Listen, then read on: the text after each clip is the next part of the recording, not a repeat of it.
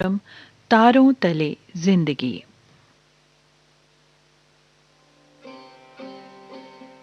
तारों तले जिंदगी इस सीरीज में हम आपके लिए लेकर आए हैं हिंदी साहित्य जगत की कुछ चर्चित कहानियों और उपन्यासों पर केंद्रित रेडियो नाट्य वाचन। आइए सुनते हैं लेखक शरद चंद्र द्वारा लिखित उपन्यास बिराज बहू का रेडियो नाट्य वाचन। निर्देशन और प्रस्तुति काजल सूरी की है। वाचन स्वर डॉक्टर ऋतु राजपूत का। सूत्रधार श्वेत यार खान। कड़ी 24। नीलांबर अब सहन नहीं कर सका। बताता हूं कहकर पान का खाली डिब्बा उठाकर उसने बिराज के माथे की ओर जोर के साथ फेंका। वो डिब्बा उसके सिर में लगकर झनझन करता हुआ खुलकर नीचे गिर पड़ा। और अब आगे। खून देखकर नीलांबर का नशा दूर हो गया था। वो मूढ़ की भांति चुप बैठा रहा। बिराज ने आंचल से खून पोंछते हुए कहा, इधर 1 साल से जाने जाने को कर रही थी, किंतु तुम्हें छोड़कर जा नहीं सकी। इधर देखो, अब मेरी देह में कुछ नहीं है। आंख से ठीक से दिखाई नहीं पड़ता, एक पग भी चल नहीं पाती हूं। किंतु स्वामी होकर जो कलंक मुझ पर लगाया है, उसके कारण अब मैं तुम्हें अपना मुंह नहीं दिखाऊंगी। तुम्हारे चरणों के नीचे मरने की आकांक्षा मेरी सबसे बड़ी आकांक्षा थी। उस आकांक्षा को मैं किसी भी तरह छोड़ नहीं पाती थी, किंतु आज उसे भी त्याग दिया।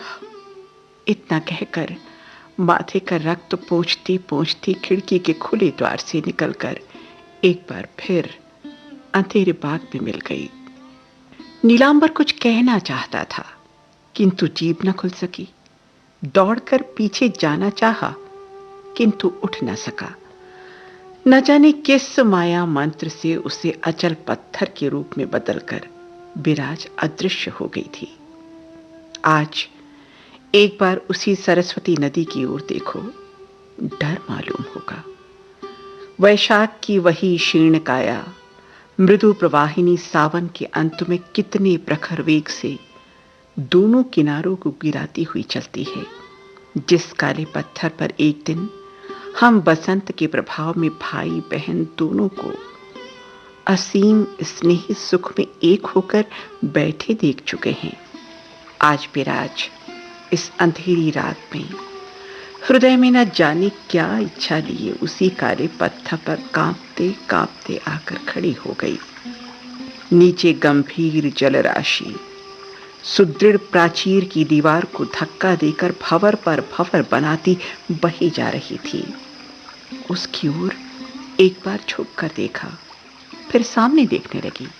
उसके पांव के नीचे काला पत्थर था, सिर के ऊपर मेघाच्छन्न काला आकाश, सामने काला जल था, चारों ओर स्तब्ध वन था और हृदय के अंदर जाग उठी थी आत्महत्या की काली प्रवृत्ति। वो वहीं बैठकर अपने हाथ पांव मजबूती के साथ बांधने लगी। नीलांबर खुले दरवाजे की चौखट पर सिर रखकर न जाने कब सो गया था। सहसा उसके सुप्त कानों में आवाज आई, कहां हो बिराज बहू? बिराज बहू मां। नीलांबर हड़बड़ाकर उठ बैठा। कदाचित शाम का नाम सुनकर ऐसे ही किसी एक बार वर्षा के मेघाच्छन्न प्रभात में श्री राधा इसी प्रकार व्याकुल होकर उठ बैठी होंगी। आंखें मलते मलते बाहर आकर उसने देखा कि आंगन में खड़ा तुलसी पुकार रहा है।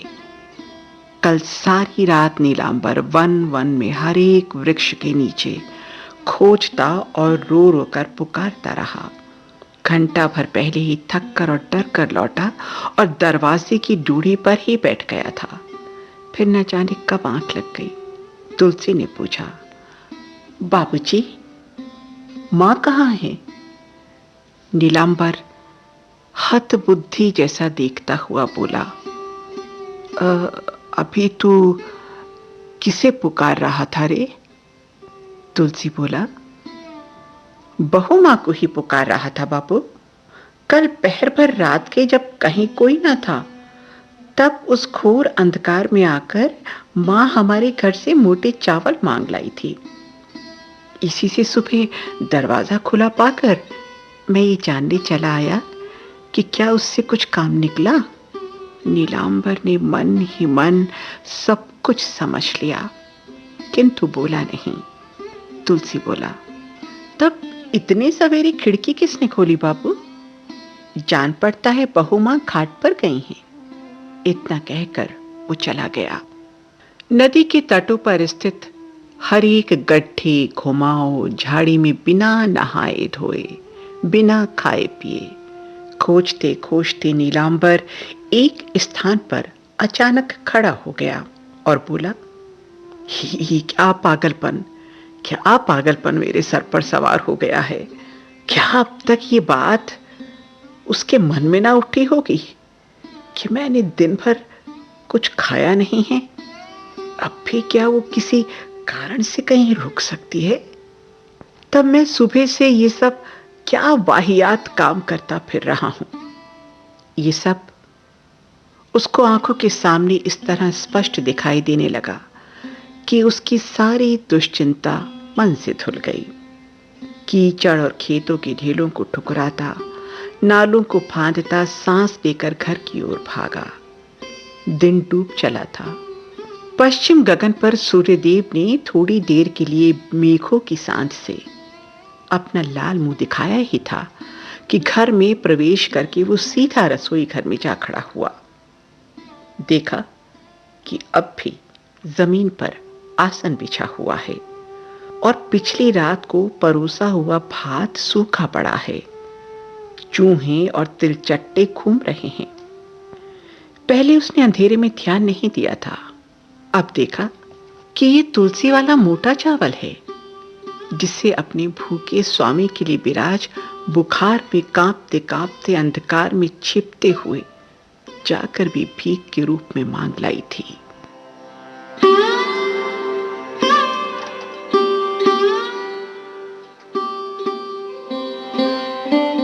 तारों तले जिंदगी इस सीरीज में अभी आप सुन रहे थे लेखक शरद चंद्र द्वारा लिखित उपन्यास विराज बहू का रेडियो नाट्य वाचन। निर्देशन और प्रस्तुति काजल सूरी की थी और वाचन स्वर डॉक्टर ऋतु राजपूत का। सूत्रधार श्वेत सियार खान।